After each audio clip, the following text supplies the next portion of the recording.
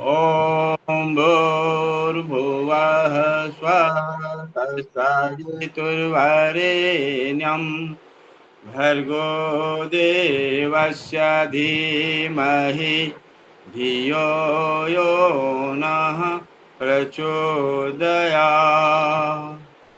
ॐ गुरुब्रह्मा गुरुर्विष्णुः गुरुरेव महेश्वरा गुरुरेव परब्रह्म तस्मै श्रीगुरुवे नमः। अखण्डमण्डलाकारं व्याप्तमेन चराचरम् तत्पदं दर्शितं येन तस्मै श्रीगुरुवे नमः। तस्मै श्रीगुरुवे नमः। स्वाध्याय में उपस्थित सभी भाई बहनों को प्रणाम, स्वागत है। आज का स्वाध्याय का गायत्री महाविज्ञान भाग 1 का पेज नंबर 99 में एक वर्ष की उद्यापन साधना शीर्षक का वाचन आदरणीय जी बहन जी का है। निवेदन है बहन जी अपना वाचन और सार संक्षेपण का कार्य प्रारंभ करें। आप सभी को प्रणाम। हाँ। आज परम पूज्य गुरुदेव के द्वारा जो ये गायत्री महाविज्ञान हम लोगों के सामने है, इस पुस्तक के बारे में हम सभी जानते हैं। जो भी उपस्थित हैं सभी गायत्री साधक तो बिल्कुल अच्छी तरह से जानते हैं। अभी तक हमने इसमें गायत्री की उत्पत्ति से लेकर गायत्री की उत्पत्ति, देन महात्म्य, उसके बाद हम गायत्री मंत्र के जब से इसके करने से क्या क्या फायदे, कहाँ कहाँ हमारे शरीर पे क्या असर होता है, उसका आध्यात्मिक और वैज्ञानिक दोनों ही पक्षों को हम लोग लेते चल रहे हैं। अब यहाँ पे जो बात आ रही है साधना की, गायत्री साधना हम कैसे करें।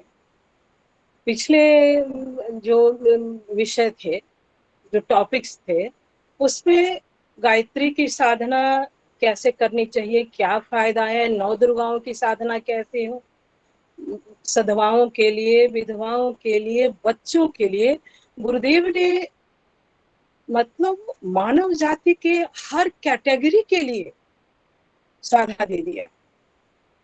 और आज जिस साधना की बात हम लोग करने जा रहे हैं उस विषय में गुरुदेव ने उनके लिए निकाला है, उनके लिए सुलभ बनाया है जिनके पास समय नहीं होता है। आज के आपाधापी में बहुत कम लोग जो एकदम कहते हैं ना कि जिनकी अभिप्सा होती है कि आई हैव टू डू, मतलब हमें साधना करनी ही करनी है, हम भले ही खाना नहीं खाएंगे एक टाइम बट साधना करेंगे। तो वैसे लोगों के लिए तो गुरुदेव दिए हैं और वो समय निकाल लेते हैं। लेकिन आज का जो विषय है वो ऐसे लोगों के लिए है जो बहुत व्यस्त रहते हैं, जो काम से थक जाते हैं, सामाजिक, पारिवारिक या वर्क प्लेस पे, उनके लिए गुरुदेव ने ये उद्यापन साधना दी। अब एक बात, हम लोगों का एक इस ग्रुप में जितने हम भाई बहन अभी उपस्थित हैं, वो एक बात, एक फैक्टर उनमें कॉमन होगा। हम लोग विचार करके देखें, वो फैक्टर ये है कि हम लोग इसमें कोई ना कोई कारण है, बिना कारण इस ग्रुप में नहीं जुड़े। चाहे कारण साधारण जिज्ञासा हो कि आखिर इस गायत्री महाविज्ञान में है क्या, या उससे भी आगे गायत्री के विषय में पूरी जानकारी। जैसे हम लोग गायत्री महाविज्ञान मुझे लगता है मतलब नवरात्रि में साल में एक बार जरूर खत्म कर लेते हैं, लेकिन जितनी बार पढ़ते हैं उतनी बार एक नई गुत्थी खुलती है, क्योंकि उस पे हम लोग डिस्कशन करते हैं आपस में एक एक शब्द पे। तो यहाँ जो मेरी बात हो रही थी कि मतलब एक कारण है तो कुछ ना कुछ कारण है। तो और उसमें सबसे जो बड़ा कारण है, सबसे जो मुझे लगता है कि सबके अंदर ये चीजें हैं, वो है साधना। क्योंकि हम सीखना चाहते हैं कि आखिर साधना, गायत्री साधना होती क्या है, इस साधना के इतने फायदे हैं तो उसको कैसे किया जाए। और इसमें हम सब अपने अपने स्तर के अनुसार बहुत मतलब ऐसे ऐसे इसमें साधक हैं जिनकी उपासना, साधना, आराधना बहुत ही आगे है, बहुत ही उच्च स्तर के हैं। तो आज हम लोग 1 वर्ष की उद्यापन साधना के बारे में बात करते हैं। उद्यापन अगर हम सिंपल ये में लें तो उद्यापन ये होता है 3 महीने का, 6 महीने का, जैसे 16 सोमवारी कर लेते हैं लोग, या नॉर्थ साइड में षष्ठी व्रत करते हैं तो 6 महीने का संडे का करते हैं, जो एक बार उठाते हैं और 6 महीने के बाद उसका उद्यापन करते हैं। उस ये तो उस एक ये जनरल इस ये में हम लोग जानते थे। लेकिन ये साधना, ये गुरुदेव के गायत्री महाविज्ञान पढ़ने के बाद ये एक उद्यापन साधना जो 1 वर्ष की चलाई जाती है और महीने में 2 बार की जाती है। आप 4 बार, लेकिन अमावस्या और पूर्णिमा, इससे सहज अगर हम साधना के लिए इच्छुक हैं तो इतना तो करना पड़ेगा, और अधिक करेंगे तो अधिकस्य फलम अधिक, अधिकस्य अधिकम फलम। तो ये चीजें, अब हम लोग आते हैं विषय वस्तु पे कि कई व्यक्तियों का जीवन क्रम बड़ा अस्त व्यस्त होता है। वे सदा कार्य में व्यस्त रहते हैं, व्यवहारिक जीवन की कठिनाइयां उन्हें चैन नहीं लेने देती। जीविका कमाने में, सामाजिक व्यवहारों को निभाने में, पारिवारिक उत्तरदायित्वों को पूरा करने में, उलझी हुई परिस्थितियों को सुलझाने में, कठिनाइयों के निवारण की चिंता में उनके समय और शक्ति का इतना व्यय हो जाता है कि जब फुर्सत मिलने की घड़ी आती है तब वे अपने को थका मांदा, शक्तिहीन, शिथिल और परिश्रम के भार से चकनाचूर पाते हैं।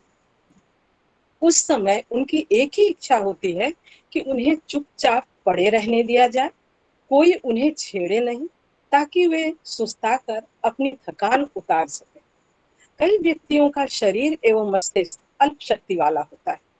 मामूली दैनिक कार्यों के श्रम में ही वे अपनी शक्ति खर्च कर देते हैं, फिर उनके हाथ पैर शिथिल हो जाते हैं। यहाँ पे गुरुदेव ने, जिनके लिए ये 1 वर्ष की उद्यापन साधना गुरुदेव ने दिया है, उनके बारे में क्लियर लिख दिया कि किस तरह के, मतलब आपाधापी में दिन रात व्यस्त रहने वाले लोगों के लिए ये साधना का गुरुदेव ने यहाँ पे लिख दिया। अब क्या है कि साधारण सभी आध्यात्मिक साधनाओं के लिए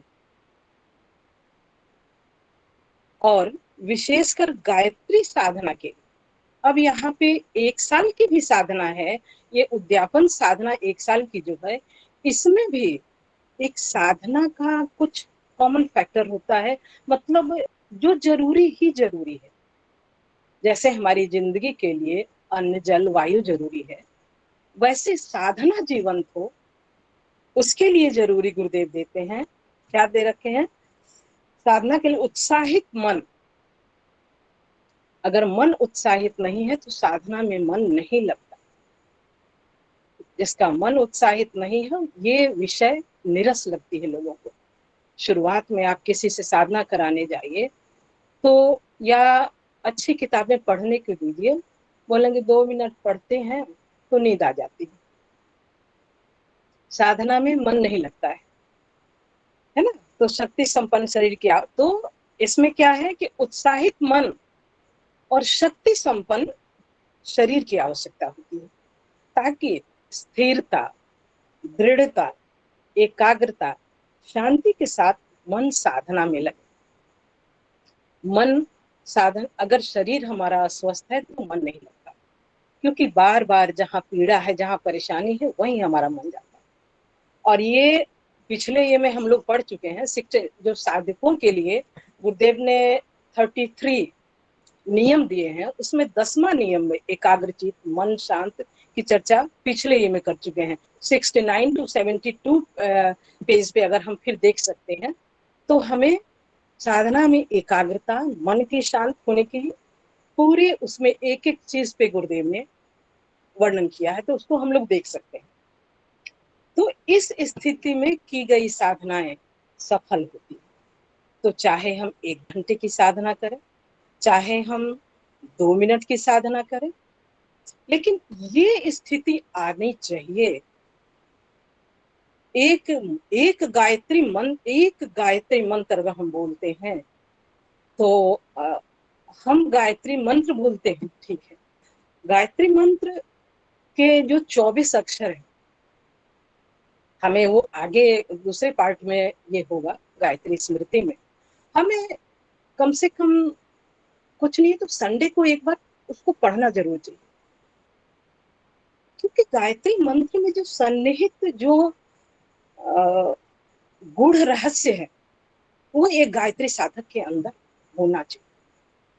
तभी आप जहां गायत्री की चर्चा करने जाएंगे, लोग प्रभावित होते हैं,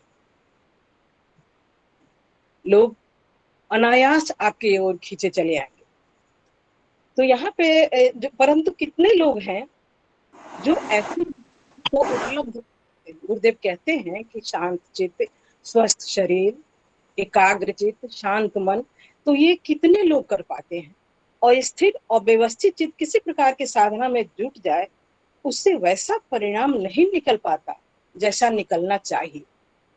अधूरे मन से की गई उपासना भी अधूरी है और उसका फल भी वैसा ही अधूरा मिलता है। तो ऐसे स्त्री पुरुषों के लिए अब यहाँ पे गुरुदेव किसी एक ये के लिए नहीं किए हैं, ऐसे स्त्री पुरुषों के लिए अति सरल एवं महत्वपूर्ण गायत्री उद्यापन साधना है। गुरुदेव ऐसा लिखते हैं कि इसे बहुधंधी, कामकाजी और कार्य व्यस्त व्यक्ति भी कर सकते हैं। कहते हैं कि बूंद बूंद जोड़ने से धीरे धीरे घड़ा भर जाता है। थोड़ी थोड़ी आराधना करने से कुछ समय में एक बड़े परिमाण में साधना शक्ति जमा हो जाती है। जैसे पिछली कक्षा में अमन भैया बोल रहे थे पुरस्चरण के बारे में। मुझे सच बताऊं, मुझे पुरस्चरण करने का, मैंने कई बार बाबूजी से भी चर्चा की, एक लालसा है कि पुरस्चरण करो, और बड़ा आसान तरीका से कैसे बूंद बूंद मतलब घड़ा भरता है, उसका उपाय भैया ने बताया कि गायत्री अभियान साधना अगर 1 साल में 5 लाख करते हैं तो 5 साल। तो मुझे ये पुरस्चरण का मुझे बहुत ये लगा, एक गायत्री हृदयम के बारे में चर्चा होती है और एक ये भी अच्छा, तो बूंद बूंद, इससे बड़ा उदाहरण कुछ नहीं हो सकता कि थोड़ी थोड़ी मात्रा में जपा गया मंत्र, लेकिन उस मंत्र को उसी श्रद्धा, उसी भाव, उसी समर्पण के साथ, मतलब तन्मयता, तालबद्धता अगर उस मंत्र के साथ हमारी हो तो थोड़ी देर की उपासना भी बहुत फलित होती है। तो ऐसे स्त्री पुरुषों से, हाँ, अब यहाँ पे गुरुदेव कहते हैं कि थोड़ी थोड़ी आराधना करने से कुछ समय में एक बड़े परिमाण की साधना शक्ति जमा हो जाती है।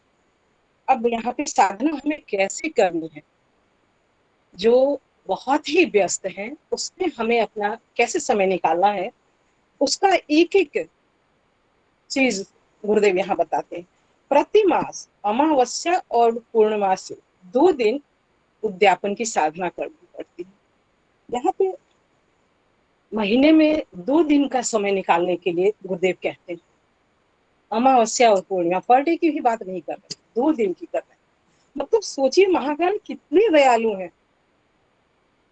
कि मतलब ऐसे, मतलब अगर हमारे जैसे निठल्ले बच्चों के लिए भी वो ऐसे ऐसे लिख दिए हैं कि 2 दिन भी समय निकाल सकते। तो वहां पे लिखे हैं कि किसी मास की पूर्णिमा से उसे आरंभ किया जा सकता है। ठीक 1 वर्ष बाद इसी पूर्णमासी को उसकी समाप्ति करनी चाहिए।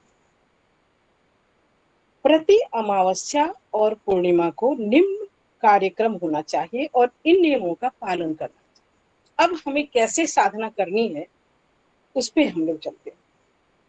गायत्री उद्यापन के लिए कोई सुयोग्य सदाचारी गायत्री विद्या का ज्ञाता ब्राह्मण वरण करके उसे ब्रह्मा नियुक्त करना चाहिए। यहाँ पे ब्रह्मा शब्द जो आया है, ब्रह्मा, यहाँ पे हम ब्रह्मा से सृष्टि के निर्माण करता की बात नहीं ये कर रहे, यहाँ पे ब्रह्मा एक तरह से हमारे जो हिंदू धर्म या हमारी वैदिक परंपरा, वैदिक परंपरा में एक बात आती है कि यज्ञ कर्म जो कराया जाता है तो ऋत्विक नियुक्त किया जाता है, जिसके संरक्षण में यज्ञ कर्म को पूर्ण किया जाता है। निर्विघ्न पूर्ण करने के लिए किसी भी अनुष्ठान, किसी भी यज्ञ के लिए, किसी भी उद्यापन साधना के लिए वही ब्रह्मा की नियुक्ति होती है, जो उस ब्रह्मा को इस स्तर का होना चाहिए जो निर्विघ्न रूप से हमारे उद्यापन, हमारे साधना, हमारे यज्ञ को पूर्ण करा सकने की क्षमता रखता है। यहाँ पे ब्रह्मा को उद्यापन आरंभ करते समय अन्न, वस्त्र, पात्र और यथासंभव दक्षिणा देकर इस यज्ञ के लिए वरण करना चाहिए।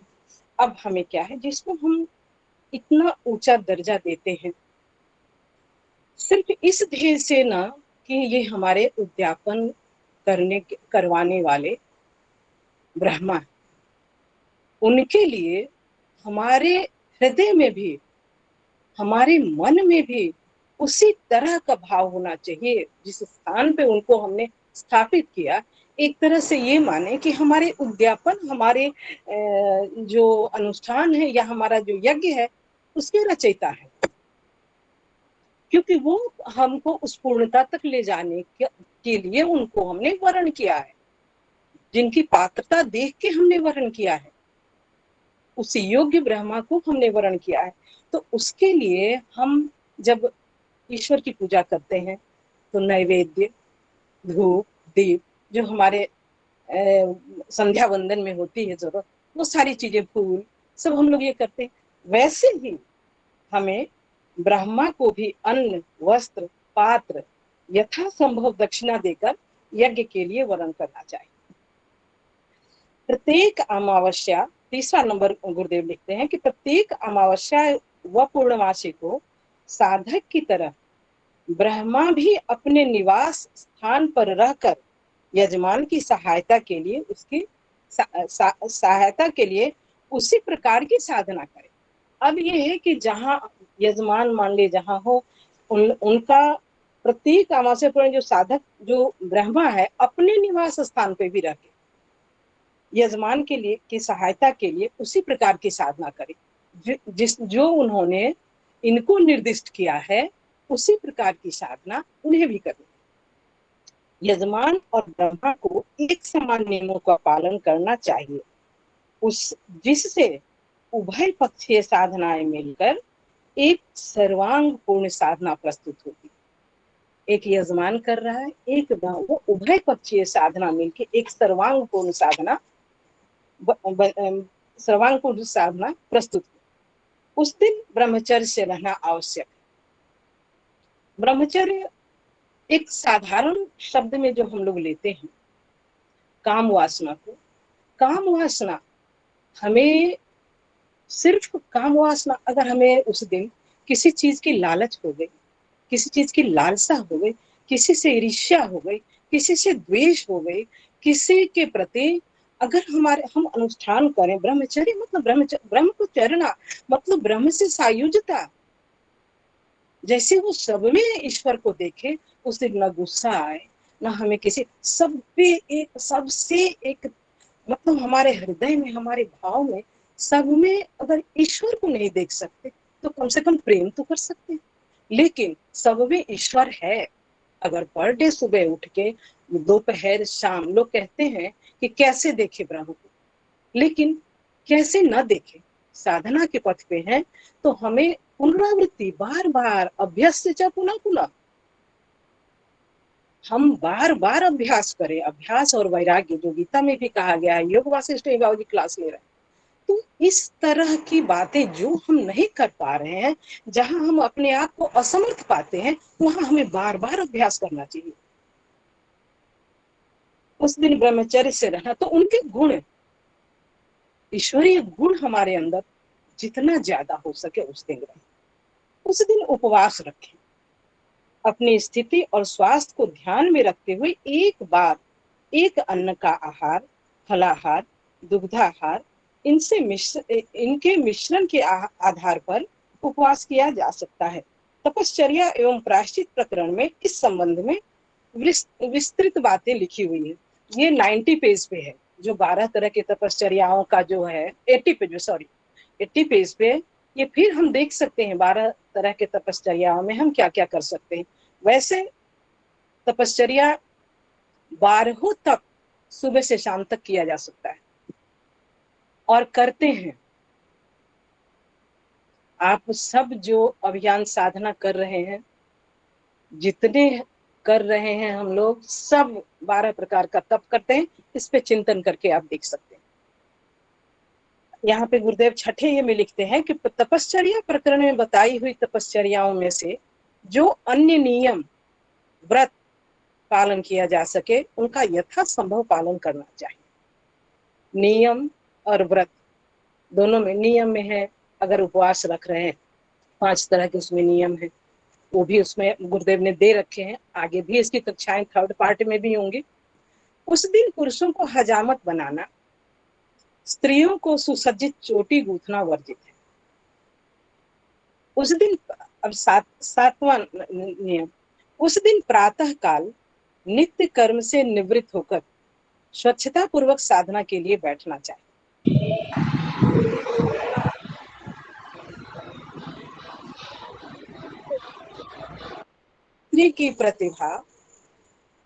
गायत्री की प्रतिमा का पूजन धूप दीप अक्षत पुष्प चंदन रोली जल मिष्टान से करें।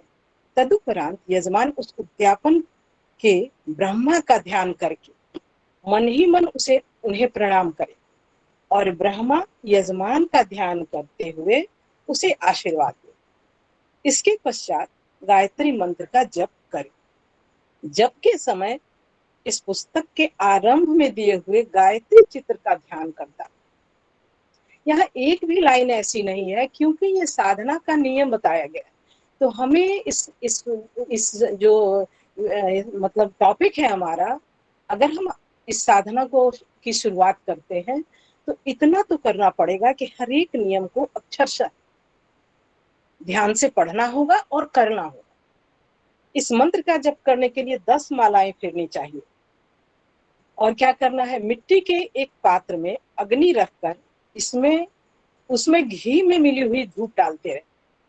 एक पात्र अग्नि को, वो चाहे कंडे का हो या फिर प्रज्वलित अग्नि रख ले और उसमें हम घी मिश्रित धूप डालते रहे, जिससे यज्ञ जैसी सुगंध उड़ती रहे, साथ ही घी का दीपक जलता है। यहाँ पे संध्या वंदन, अब एक चीज ये मन में आती है कि गायत्री के संध्या करने के उपरांत गायत्री की प्रतिमा, यहाँ संध्या करने के, संध्या से मतलब पीछे के लेख में भी आया है, जिसमें आचमन है ना, पवित्रीकरण, आचमन, वो सारी चीजें जो है जो हम पूजा से पहले करते हैं, संध्या वंदन, वो हमें अनिवार्य ही करना है इस साधना में। जैसा सभी हम जानते हैं कि हर एक साधना में, चाहे वो गायत्री को जपते हो या न जपते हो, किसी और मंत्र की भी साधना करते हो, तो पवित्रीकरण तो होता ही होता है। अब जब पूरा होने पर कपूर या घृत की बत्ती जलाकर आरती करें। आरती के उपरांत भगवती को मिष्टान का भोग लगाएं और उसे प्रसाद की तरह समीपवर्ती लोगों में बांट दें, जैसा कि हम सभी करते हैं। चाहे वो सत्यनारायण व्रत कथा हो, कुछ भी हम लोग करते हैं, तो जो मिष्टान, जो भोग लगाते हैं, सब में हम लोग वितरण करते हैं, बांटते हैं। पात्र को जल को सूर्य के सम्मुख अर्घ्य रूप में चढ़ा दें। यह सब कृत्य लगभग 2 घंटे में पूरा हो जाता है। 15 दिन बाद इतना समय निकाल लेना कुछ कठिन बात नहीं।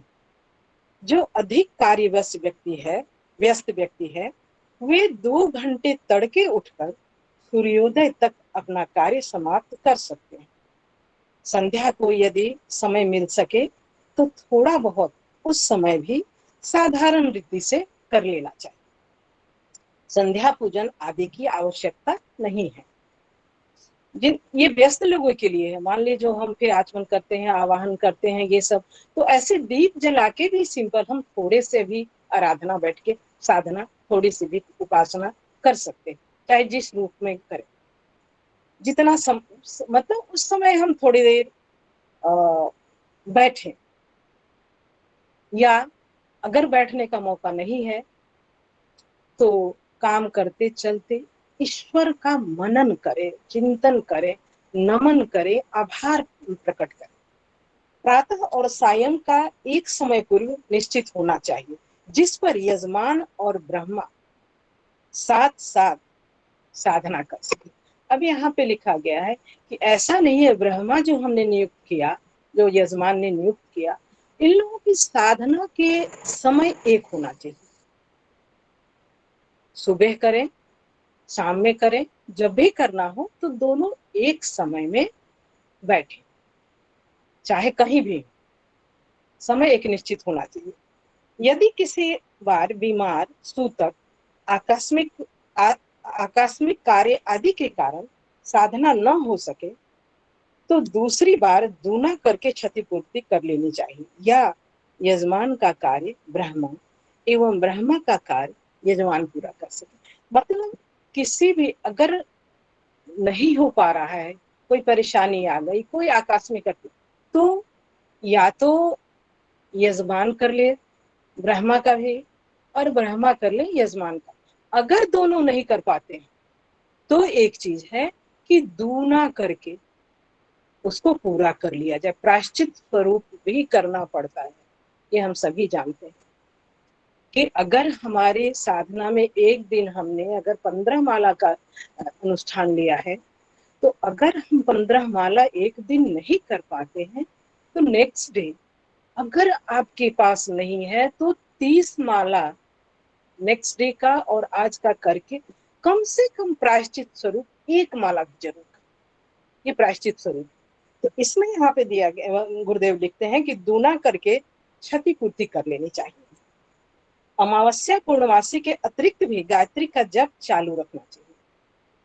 कैसे रखना चाहिए?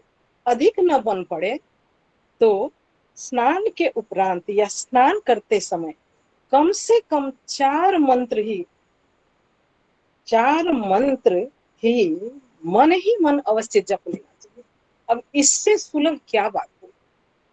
अगर हमारे पास इतना करने का नहीं है, तब तो इस मानव मतलब जन्म का यह जन्म हुआ किस अर्थ हो गया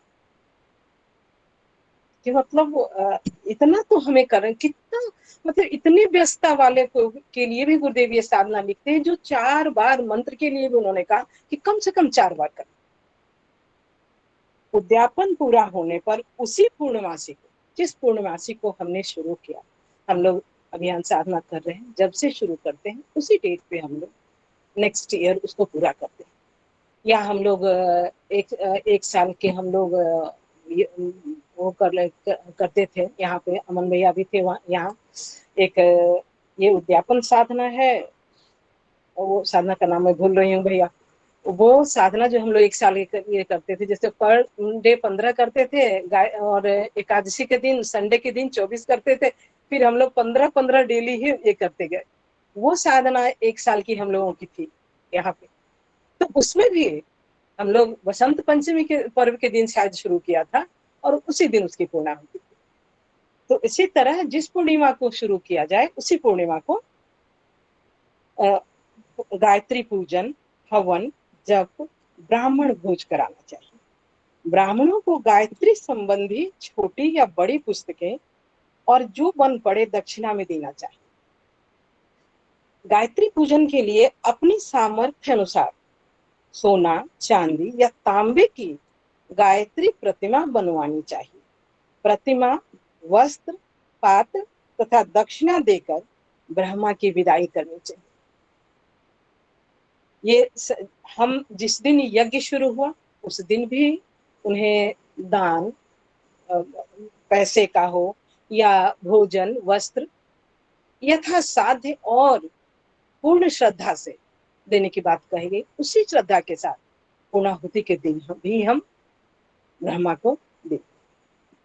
यह गायत्री उद्यापन स्वास्थ्य, धन, संतान, सुख, शांति की रक्षा करने वाला, आपत्तियों का निवारण करता है, शत्रुता तथा द्वेष को मिटाता है, सद्बुद्धि और विवेकशीलता उत्पन्न करता है एवं मानसिक शक्तियों को बढ़ाता है। किसी अभिलाषा को पूर्ण करने के लिए, गायत्री की कृपा प्राप्त करने के लिए यह एक उत्तम तप है, जिससे भगवती प्रसन्न होकर साधक का मनोरथ पूरा करती है। यदि कोई सफलता मिले, अभीष्ट कामना की पूर्ति हो, प्रसन्नता का अवसर आए, तो उसकी खुशी में भगवती के प्रति कृतज्ञता प्रकट करने के रूप में उद्यापन करते रहना चाहिए। गीता में भगवान ने कहा है, ये 3 अध्याय का 11वां श्लोक है, देवान भावयतानेन ते देवा भावयन्तु वः परस्परम भावयन्तः श्रेयः परम वाप्स्यथ। इस यज्ञ द्वारा अर्थात इस यज्ञ द्वारा तुम देवताओं की आराधना करो, वे देवता तुम्हारी रक्षा करेंगे। इस प्रकार आपस में आदान प्रदान करने से परम कल्याण की प्राप्ति होती। तो ये निश्चित है कि ये जप भावपूर्ण और विज्ञान सम्मत, यानी तत्व जो बताया गया है उसको ध्यान में रख के अगर हम करते हैं, जो गायत्री मंत्र का तत्व दर्शन है उसको अगर हम अपने जीवन में उतारते हुए करते हैं, तो यही इस मंत्र की कामधेनु होने का, कल्प वृक्ष होने का प्रमाण है। और हम सब जिस भी स्तर के जितना कर पा रहे हैं, सब इसमें नहा रहे हैं इस गंगा में। बस भैया यहीं पे वाणी को विराम दूंगी। अब आप लोग अपनी बात रखें। सभी को प्रणाम और धन्यवाद। बहुत बहुत आभार दीदी, आप इस पुस्तक को इतने विस्तार से और एक एक अक्षर का चित्रण जो किया, बहुत सुंदर, और इसके लिए आपको कोटि कोटि धन्यवाद।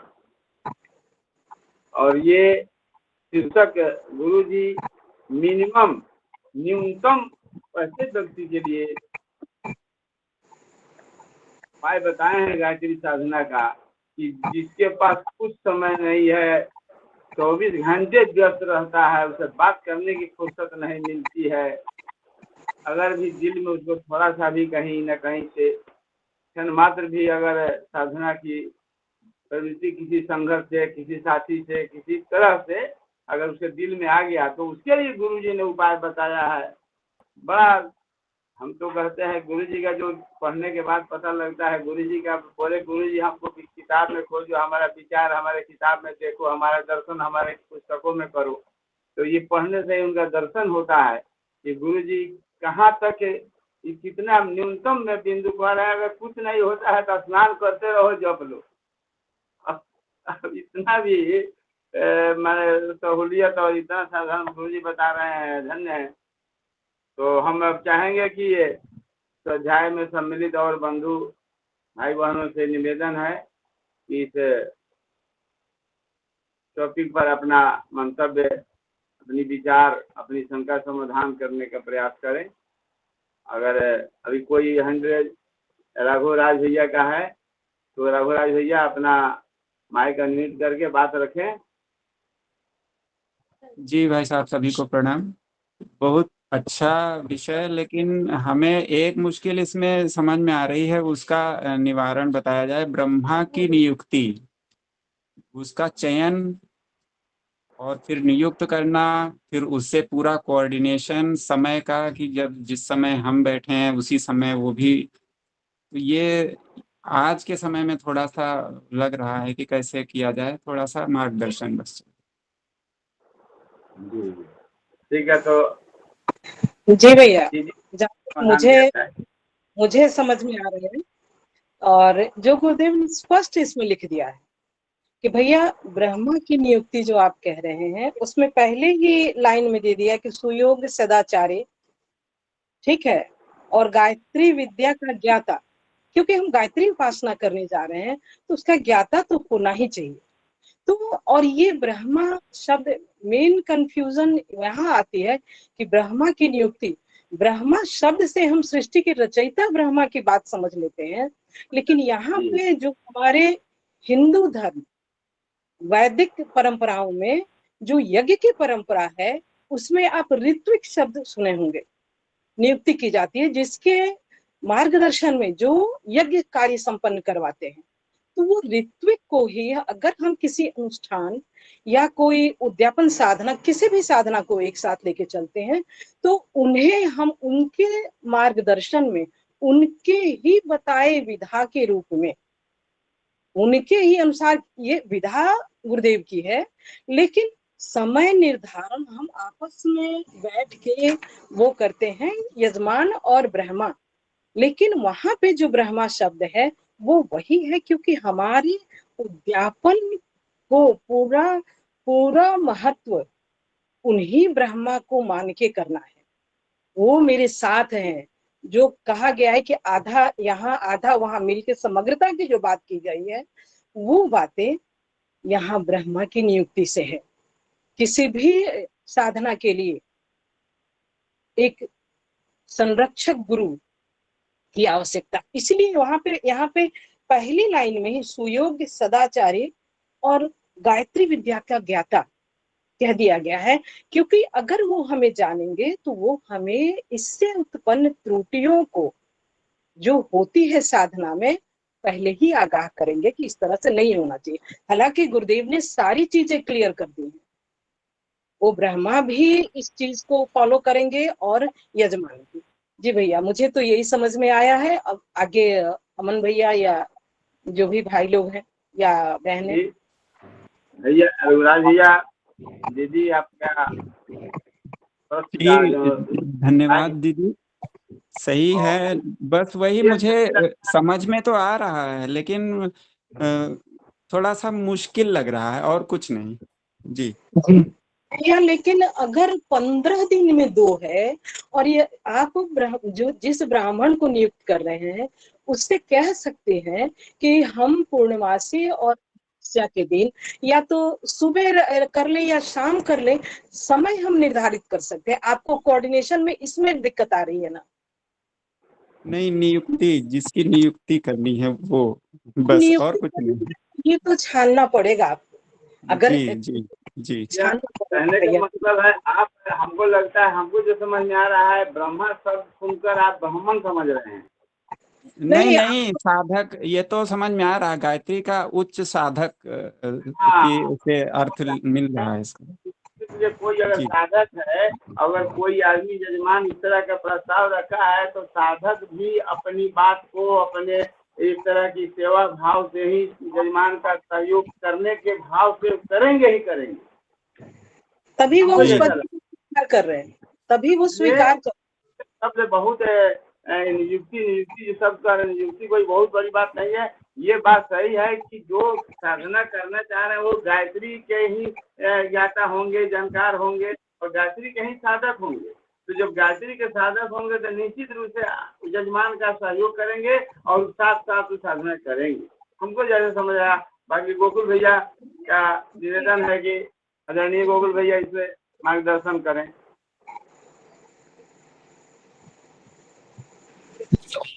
पहले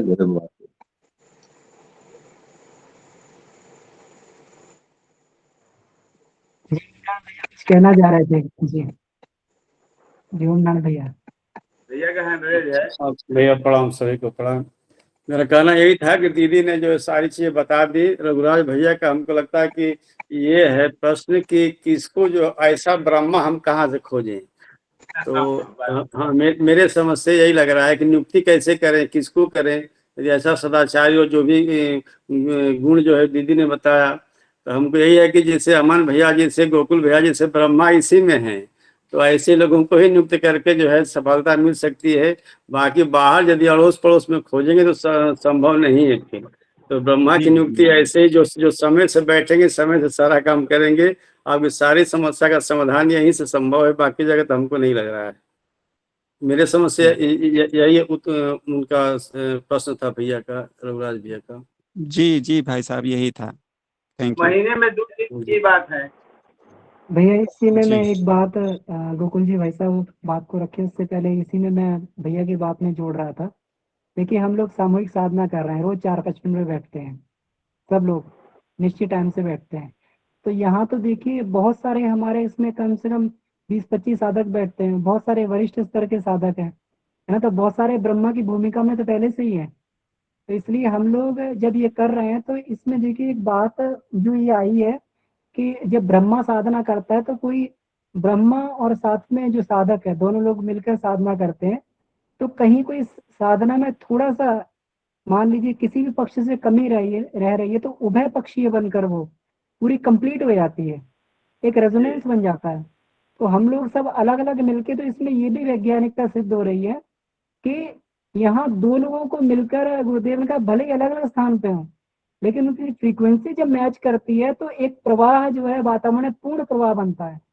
तो हम लोग जब इसीलिए जो ये सामूहिक साधना करते हैं कि समय बैठ के कि ये साधना जो है हम सभी लोगों को फायदा करती है, सभी लोगों का जो है प्रवाह जो आधे अधूरे हम लोगों के होते हैं ये मिलके पूर्ण प्रवाह बन जाता है और हम सब उस पूर्ण प्रवाह का हिस्सा हो जाते हैं, है ना। तो इसलिए ब्रह्मा की यहाँ पर जब हम सामूहिकता में कर रहे हैं तो वहां चिंता की आवश्यकता नहीं, क्योंकि हम लोग सभी लोग समय पे बैठते हैं और हम लोगों में सभी लोग जो है सब उच्च कोटि के साधक है। हम तो इन्हें देख रहे हैं, शंभू प्रसाद भैया, ओम नारायण भैया, आनंद प्रकाश भैया, मनोज भैया, इनकी नियमितता इतनी जबरदस्त है, ये सही समय पे ठीक अपना उतना जो है ये 4:40 पे 45 पे बैठे हुए मिलते हैं, आपको रोज बैठे हुए मिलेंगे, आप कभी भी खोल के देख लेना अपने सिस्टम को। तो यहाँ इतने ब्रह्मा यहाँ पे उपलब्ध है तो यहाँ तो कोई समस्या ही नहीं है। जी भैया जी धन्यवाद। आपको धन्यवाद। जी भैया प्रणाम। जी भैया प्रणाम। जी भैया ठाकुर जी, आप परम पूज्य गुरुदेव ने बहुत तरह की साधनाओं का वर्णन दिया है और सब साधना सबके लिए जो हो ये जरूरी नहीं, इसीलिए बहुत तरह की साधनाओं का वर्णन दिया जाता है। ये जो साधना है 1 वर्ष की उद्यापन साधना, हम लोग जिस साधना को चर्चा हो रही है, हम लोग कर रहे हैं, वो अभियान साधना। अगर वो दोनों एक ही होती तो 2 अलग अलग विषय नहीं दिए जाते। ठीक है। अब अगर कोई चीज हम नहीं कर पा रहे हैं, उद्यापन साधना का माहौल हमको नहीं मिल रहा है, तो नहीं कर सकेंगे, फिर हम अभियान साधना में आए, ज्यादा बेहतर है। क्योंकि ये जो इसमें जो शास्त्र का मेरा मानना है कि शास्त्र के अर्थ को अनावश्यक तोड़ना मोड़ना नहीं चाहिए, जैसा हो वैसा स्वीकार करना चाहिए। जरूरी नहीं हम कर सकें, नहीं कर सके तो कोई बात नहीं, नहीं कर सकते तो नहीं कर सकते, दूसरा काम करेंगे। और 1 वर्ष की उद्यापन साधना अगर करनी हो तो उसके लिए बात है। तो ये बात बिल्कुल सही है कि आज के समय इस स्तर के गायत्री साधक को मिलना बहुत मुश्किल है, बहुत मुश्किल है। अभी अश्वमेध यज्ञों में भी आप देखते हैं तो मंच के ऊपर में एक व्यक्ति ब्रह्मा के रूप में वहां बैठे रहते हैं, वो केवल कोई एक्टिंग नहीं है। निश्चित रूप से उस व्यक्ति को उस स्तर का साधक होना चाहिए। ये उसके अंदर में वो 4 चीजें आते हैं, 4 तरह के वो होते हैं, और उसमें चारों वेदों के ज्ञाता के रूप में उनके बाद मैंने बहुत पहले कहीं पढ़ा था गुरुदेव की साइट में कि वो होता अध्वर्यु और ब्रह्मा, ऐसे 4 होते हैं, और ये चारों 4 अलग अलग वेदों के ज्ञाता होते हैं, और उसमें ब्रह्मा जो है वो अथर्ववेद का ज्ञाता होता है। तो केवल गायत्री का जाप कर लेने मात्र से कोई ब्रह्मा की बात नहीं होती, साधक हो सकता है, पर वो उस स्तर का व्यक्ति होना चाहिए। मेरे को पूरा भी याद नहीं है, जो मुझको याद था वो कह रहा हूँ इसमें। तो वो उस स्तर का व्यक्ति होना चाहिए जो कि हमारी कमियों को भी दूर कर सके। तो इसलिए ज्यादा बेहतर है कि परम पूज्य गुरुदेव को से बड़ा तो कोई ब्रह्मा इस गायत्री का होगा नहीं, तो उन्हीं को जब भी कोई साधना करें उन्हीं को साक्षी मान करके करें, और इतनी उसके साथ करें कि वो हमारे साथी हैं। तो उद्यापन साधना की जगह अभियान साधना, जिस पर अभी सब लोग कर रहे हैं, ये ज्यादा बेहतर है। मिलजुल करके उस काम को करेंगे तो ज्यादा बेहतर है, उसमें वो बात नहीं आएगी। इसमें जो उद्यापन साधना है, इसमें बिल्कुल वो ब्रह्मा आपके पास ही होना चाहिए। ये नहीं कि मैं कलकत्ता में बैठा हूँ, ब्रह्मा दिल्ली में बैठा है। वो स्थिति अगर है तो फिर उसको फिर उद्यापन साधना के क्रम में नहीं लिया जाना चाहिए, फिर उसको सामान्य साधनाओं के रूप में ले लीजिए। हम लोग ऐसे भी गुरुदेव के समय यही बात रही कि अभी भी है कि कोई भी अनुष्ठान करते हैं तो आप दोष परिमार्जन के लिए शांति उनको पत्र दे दिया जाता है, ये बात क्रम चलती है। तो ये इसको उसी ढंग से पढ़ना चाहिए। जैसे इसमें एक बात और लिखी है कि जब तक वो हमारा क्रम चले तब तक धुनी उसमें लगे और उसमें धूप डालते रहे, मतलब लगातार ये कि उतनी देर चलता रहे। सामान्य क्रम में तो हम लोग ये कि कर लेते हैं, खत्म बात, 24 होती या 11 होती है 108 होती है, जितनी भी डालनी है डाल लें।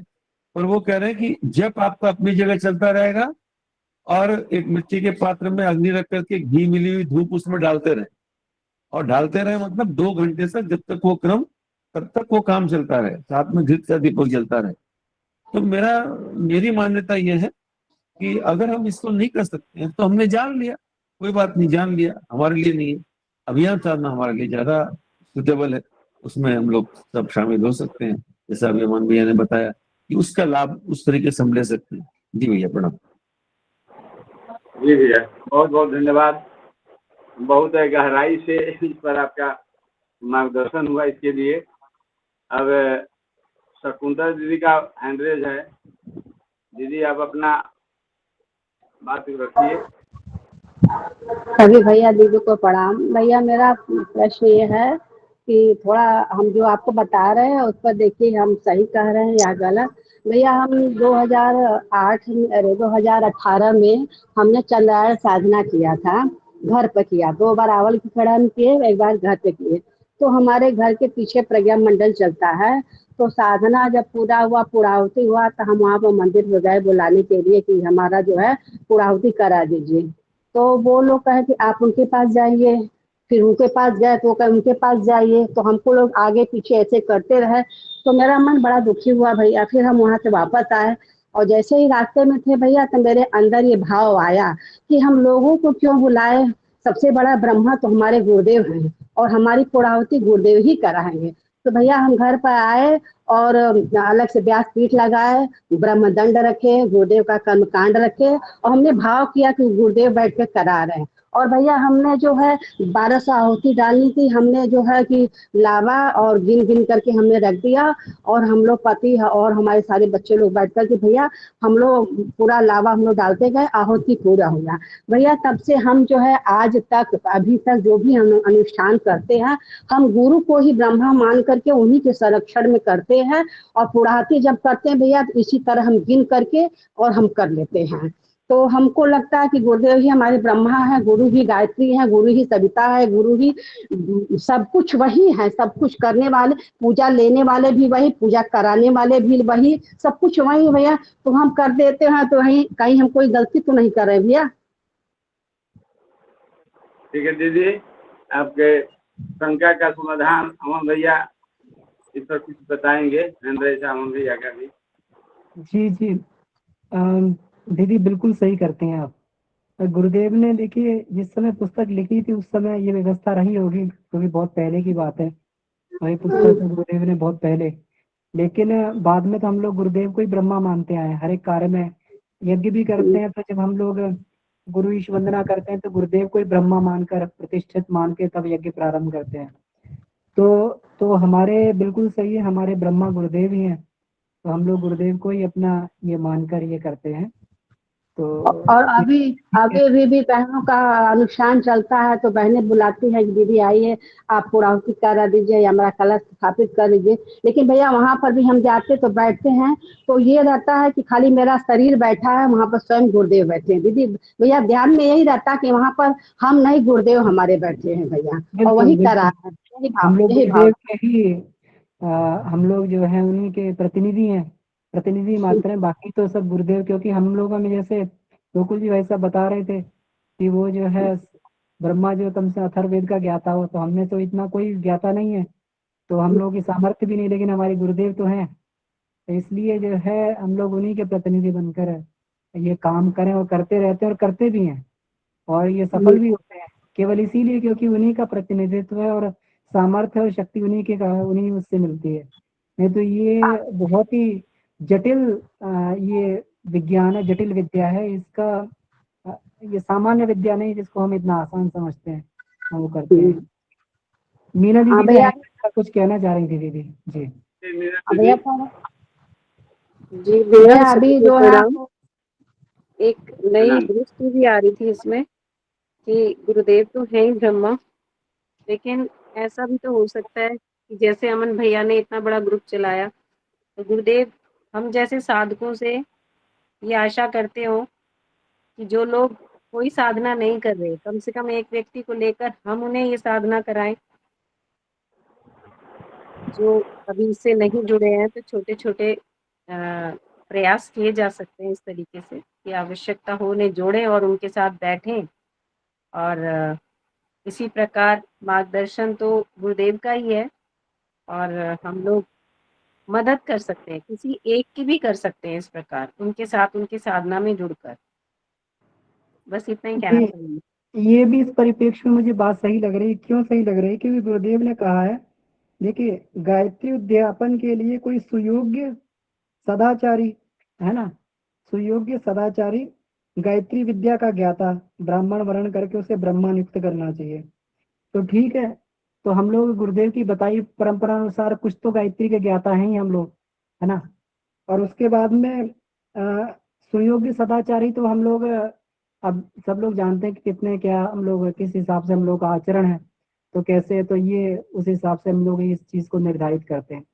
दूसरी चीज ये वाली बात इसमें आई कि जो इसमें ये बात थी कि ब्रह्मा जो है जरूरी नहीं है हमारे पास में ही हो।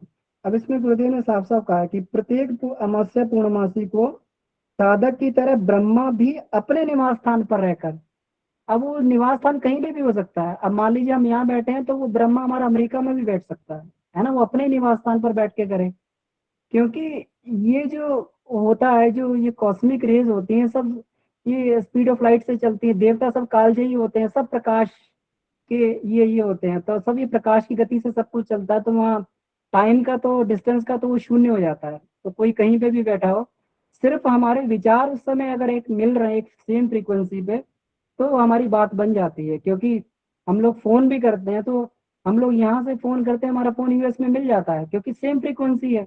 और सेम फ्रीक्वेंसी जो स्पीड ऑफ लाइट से जाके और अपनी बात वहां पर कनेक्ट करके और दो लोग आराम से जो इतनी दूरी में बात कर सकते हैं। तो ये तो भौतिक शक्तियां हैं, लेकिन जब हम आध्यात्मिक शक्ति के साथ में जुड़े हुए हैं तो ब्रह्मांडों की दूरी भी वहां मैटर नहीं करती है। ब्रह्मा चाहे दूसरे उसमें लोक में बैठा हो तब भी जो है वो बात हमारी बन जाएगी, उससे रेजोनेंस स्थापित हो जाएगा। दूसरी बात ये साधना जो है अभियान साधना से आसान साधना है।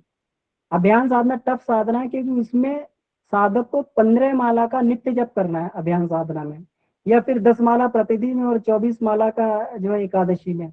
लेकिन ये साधना उन लोगों के लिए रखी गई है जिनके पास बिल्कुल समय नहीं है।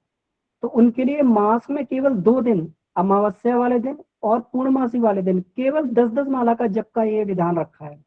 तो इसका मतलब महीने में केवल 20 माला जपनी है। लेकिन अभियान साधना वाले को 15, 30, 45, तो 450 माला उसको वहां पर जपनी है और इसको यहाँ 20 माला जपनी है। तो ये साधना को कंपेरेटिवली बाकी सब साधनाओं से, अनुष्ठान से भी बहुत हल्का बनाया है। क्योंकि यहाँ महीने में केवल 2 दिन है व्यक्ति को 10-10 माला का जप करना, जबकि अनुष्ठान में 30 माला का जप करना पड़ता है। तो इसलिए गुरुदेव ने पहले ही कहा है कि ये सबसे सरल साधना है जो उन व्यक्तियों के लिए है जो जिनके जीवन में बहुत ही आपद आती है और बहुत ही जो है जिनके जीवन में दिक्कत है। अब इस साधना की पूर्णता को बनाने के लिए फिर वहां पे ब्रह्मा की नियुक्ति का ये किया है कि कम से कम मान लो कोई नया साधक कर रहा है तो उसकी फ्रीक्वेंसी इतनी जल्दी मैच नहीं होगी। उसके मस्तिष्क की जो उसके मस्तिष्क की जो अंदर से उसके जो वेव्स निकल रही हैं, तो वो उतना जल्दी वो जो है उसको ब्रह्मांडी ऊर्जा को नहीं पकड़ पाएगा। तो उसको सपोर्ट करने के लिए हम लोग कैरियर वेव्स रखते हैं, कैरियर वेव्स होती हैं हम लोग की। तो ये आवाज जो है ये सीमित होती है, एक दूरी तक जाके साउंड वेव्स खत्म हो जाएंगे। लेकिन करियर वेव्स होती है, तो करियर वेव्स पे अपनी बात को मॉड्यूलेट करके और उसको जो है हम लोग अंतरिक्ष में कहीं पे भी पहुंचा देते हैं। इलेक्ट्रोमैग्नेटिक वेव्स हो गई, रेडियो वेव्स हो गई, सबका सहारा लेके, इसको कैरियर वेव्स बोलते हैं। तो ब्रह्मा को कैरियर वेव भी माना जाए। हम अपनी बात जो है ब्रह्मा तक मिला के पहुंचा दो, ब्रह्मा के सामर्थ्य से वो बात जो है वहां पर पहुंच जाए। तो पूरा का पूरा ये सृष्टि विज्ञान है, और ये पूरा का पूरा कम्युनिकेशन के माध्यम से ही पूरा का पूरा विज्ञान ये काम करता है। तो गुरुदेव ने बड़ा ही वैज्ञानिक ढंग से इसको जो है ये सामान्य नहीं बताया, और ताकि जो है इसमें थोड़े में करने में कैसे भरपूर लाभ मिलेगा, इसीलिए ब्रह्मा की व्यवस्था वहां पर बनाई गई कि इसकी सामर्थ्य तो नहीं है कि उतना करने की, क्योंकि ये तो इसको इतने अभ्यास भी नहीं है और उतना इसका ध्यान भी नहीं लग पाएगा। तो साथ में ब्रह्मा को लगा दिया जाए तो उससे जो है इसकी फ्रीक्वेंसी मैच होके और बात इसकी वहां तक पहुंच जाए जहां तक ये बात पहुंचाई जानी। जी भैया।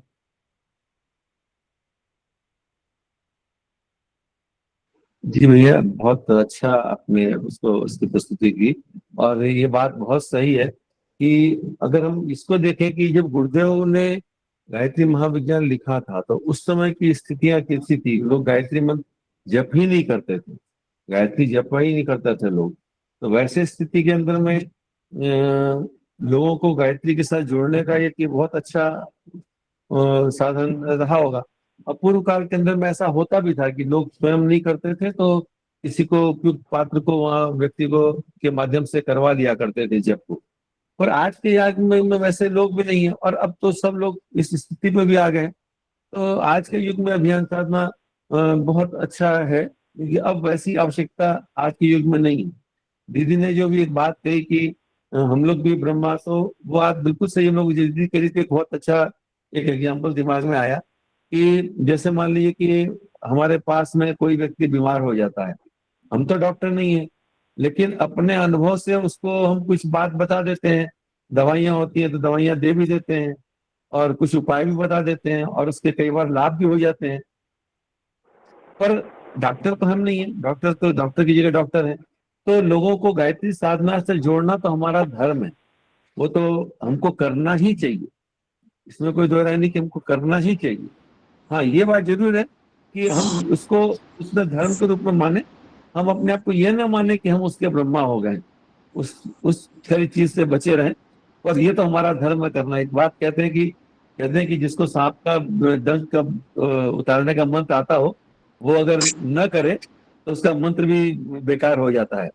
तो जैसे भी दीदी ने भी बताया कि प्रणौती के लिए कहा और लोगों ने आनाकानी करी, ऐसे करी, तो ये ऐसा कभी नहीं करना चाहिए। अगर हमको आता है और कोई व्यक्ति कह रहा है तो फिर हमको करना, हमारा धर्म है वो करना। अगर हम वो नहीं करते हैं तो फिर हम गलत कर रहे हैं उस बात को। अगर हमें परिस्थिति है, मजबूरी है, तो हम विनय पूर्वक क्षमा याचना करके ना करें कि ये है, उसको टालम टलम ना करें। तो ये तो गायत्री साधना के साथ तो सबको जोड़ना हमारा धर्म ही है, तो हमको करना ही चाहिए। तो और वो ब्रह्मा वाली बात जो है, जो बताई कि उतना बड़ा कैरियर तो होना चाहिए, जो भी अमन भैया ने बताया कि वैसा कैरियर होना चाहिए जो वहां तक पहुंचा है। अन्यथा तो फिर हम सहयोगी उस रूप में रहें, उस काम को करना ही चाहिए। जी भैया प्रणाम। जी भैया, बहुत बहुत अच्छा, सुंदर है। राजेंद्र भाई जी का संदेश है। भैया आप अपना बात अनम्यूट करके बताइए। जी भैया, 1 मिनट का समय है। गोकुल भैया, अमन भैया, सबको प्रणाम। भैया एक बात जो गोकुल भैया आपने बताई ना, कि ये उद्यापन साधना वास्तव में लोगों को जोड़ने वाली चीजें हैं, और पहले के समय में से ज्यादा आज जरूरत है। क्योंकि आज हम देखते हैं साधना जो गुरुदेव ने लिखी है वो नियम पे कोई नहीं करता, ना समय पे और ना पूरा, और जितने नियम है वो नियम का पालन डेली नहीं कोई करता है। तो ये जो 2 दिन का गुरुदेव ने लिखा है, ये इतना बढ़िया लिखा है कि अगर हम किसी को बताएंगे तो शायद सहर्ष तैयार हो जाएगा कि अच्छा हम अपने महीने में 2 दिन इस गुरुदेव की जो नियम है उसको कर लेंगे। तो उसका अगर ये पालन 2 दिन कर लेगा तो हमको लगता है उसे लाभ जो गुरुदेव ने लिखा है वो मिलना शुरू होगा, तब उसे साधना का महत्व समझ में आएगा। जी भैया प्रणाम। बहुत बहुत सुंदर, बहुत सुंदर। इस उद्यापन साधना का महत्व आपने दर्शाया राजेंद्र भैया, इसके लिए बहुत बहुत धन्यवाद। और धन्यवाद मैं रघुराज भैया को दूंगा कि ऐसा उन्होंने प्रश्न किया ऐसा कि ब्रह्मा शब्द का शैल चिकित्सा हो गया पूरा। अमन भैया और गोकुल भैया, सब चीजें, नवनारायण भैया, सबको बहुत बहुत धन्यवाद। समय पूरा हो गया है स्वाध्याय का, साधना सत्र का, तो इसके साथ ही सबको धन्यवाद देते हुए और माँ गायत्री से प्रार्थना हमको सबको अपने इस स्वाध्याय साधना से फल मिले और शांति पाठ। ओ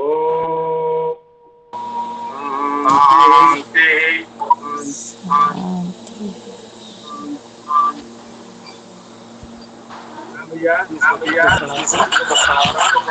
सभी लोगों को प्रणाम भैया,